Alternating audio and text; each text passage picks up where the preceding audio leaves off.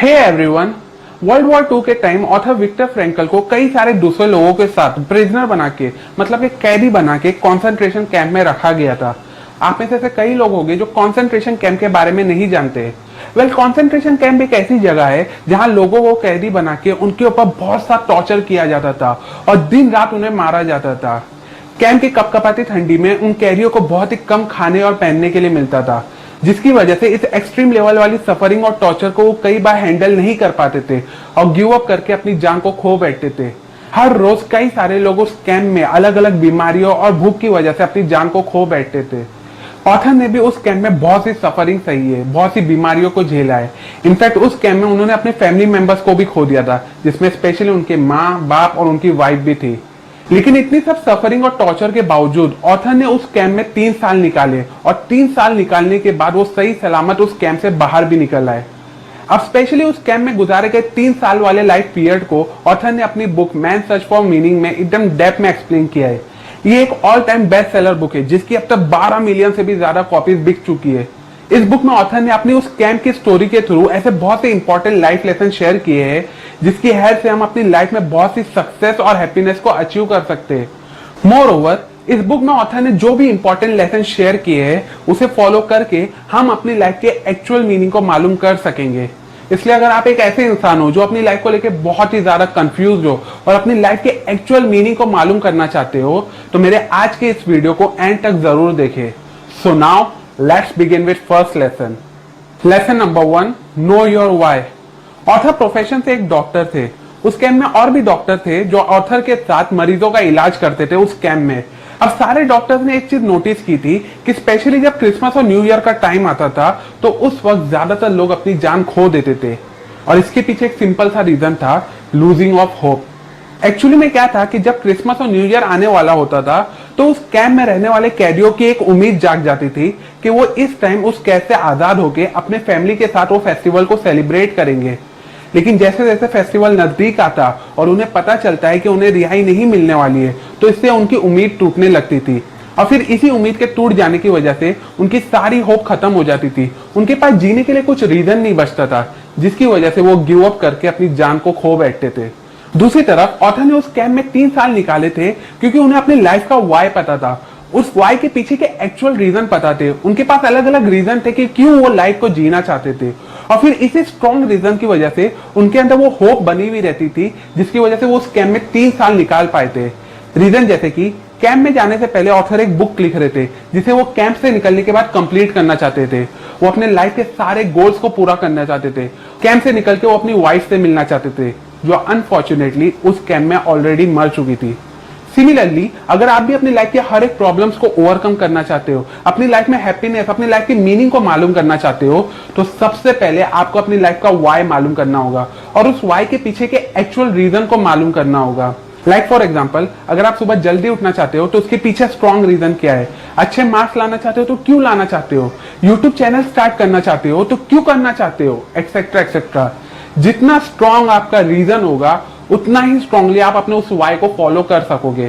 For example, अगर आप decide करते हो कि आप जंक फूड खाना छोड़ दोगे क्योंकि उससे आपका वेट बढ़ रहा है तो शायद आप कुछ दिनों के लिए जंक फूड नहीं खाओगे लेकिन फिर बाद में वापस से आप जंक फूड खाना शुरू कर दोगे। लेकिन अगर आपको पता चले कि जंक फूड खाने की वजह से आप नेक्स्ट 3 डेज में मरने वाले हो तो आप इमीडिएटली और परमानेंटली हर तरीके के जंक फूड को खाना छोड़ दोगे। इसलिए अगर आप अपनी लाइफ की हर एक प्रॉब्लम को ओवरकम करना चाहते हो तो अपनी लाइफ में पहले वाई मालूम करने की कोशिश करो और उस वाई के पीछे के एक्चुअल रीजन को मालूम करने की कोशिश करो, तभी आप अपने उस वाई को स्ट्रांगली फॉलो कर सकोगे। Lesson number 2, 2 ways to give meaning to your life. अगर प्रीवियस पॉइंट की बात करूं तो अगर आप अपनी लाइफ के वाई को मालूम करना चाहते हो और उस वाई के पीछे के एक्चुअल रीजन को मालूम करना चाहते हो तो आपको सबसे पहले अपनी लाइफ का मीनिंग मालूम करना होगा। अब अपनी लाइफ का मीनिंग मालूम करने के लिए ऑथर हमें इस बुक में 2 आसान तरीके बताते हैं। पहला तरीका है वर्क। देखो, अगर एकदम सिंपल वर्ड्स में कहूं तो आप जो कुछ भी काम करते हो उस काम के पीछे का अगर आपको एक्चुअल इंपॉर्टेंस पता चल गया ना तो आपको आपकी लाइफ का मीनिंग पता चल जाएगा। एग्जाम्पल, जैसा कि मैंने प्रीवियस पॉइंट में भी कहा कि कैंप में जाने से पहले ऑथर एक किताब लिख रहे थे लेकिन कैंप में जाने से पहले ऑथर से उनकी सारी बिलोंगिंग्स को छीन लिया गया था जिसमें वो बुक भी इन्वॉल्व थी। अब इस चीज की वजह से ऑथर को बहुत ही ज्यादा बुरा लगा था। इसने ऑथर को बहुत ही ज्यादा तोड़ भी दिया था। लेकिन फिर कैंप में कुछ दिन गुजारने के बाद ऑथर ने डिसाइड किया कि वो हर हाल में उस बुक को कंप्लीट करके रहेंगे।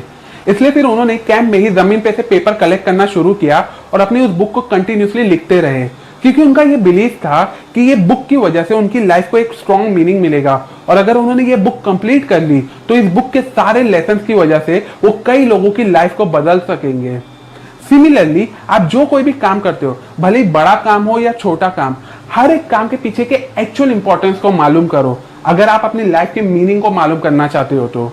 एग्जाम्पल, हायर एजुकेशन और एक डिसेंट जॉब होने के बावजूद मैं अपनी लाइफ में पूरी तरह से सेटिस्फाई नहीं था, लेकिन मेरी लाइफ में सेटिस्फेक्शन तब आया, मेरी लाइफ में हैप्पीनेस तब आई जब मैंने अपना ये यूट्यूब चैनल स्टार्ट किया।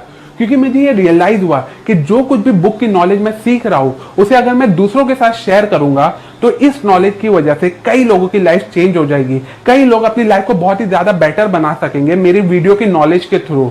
और फिर इसी बिलीफ के साथ मैंने इस चैनल स्टार्ट किया, जिसकी वजह से आज मैं अपनी लाइफ में बहुत ही ज्यादा खुश, सेटिस्फाई हूं और आज मुझे अपनी लाइफ का एक्चुअल मीनिंग भी पता चल गया है। इसलिए अगर आप भी अपनी लाइफ के एक्चुअल मीनिंग को मालूम करना चाहते हो तो सबसे पहले अपने किए हुए हर काम के पीछे के एक्चुअल इंपॉर्टेंस को मालूम करो। दूसरा तरीका जो ऑथर बताते हैं अपनी लाइफ का मीनिंग मालूम करने के लिए वो है लव। पहले मैं यहाँ बता देना चाहता हूँ कि यहाँ लव का मतलब रोमांटिक रिलेशनशिप नहीं है और ना ही यहाँ लव का मतलब सेल्फिश टाइप वाला प्यार है जो यूजुअली बॉलीवुड मूवीज में दिखाया जाता है। यहाँ लव का मतलब होता है कि दूसरों की हेल्प करना, दूसरों को एनकरेज करना, उनके सपनों को, उनके गोल्स को पूरा करने में उनकी हेल्प करना, उनके लाइफ के मीनिंग को मालूम करने में उनकी हेल्प करना, तभी आपको आपकी लाइफ का मीनिंग मालूम करेगा। एग्जाम्पल, जैसा कि मैंने बताया कि ऑथर प्रोफेशन से एक डॉक्टर थे।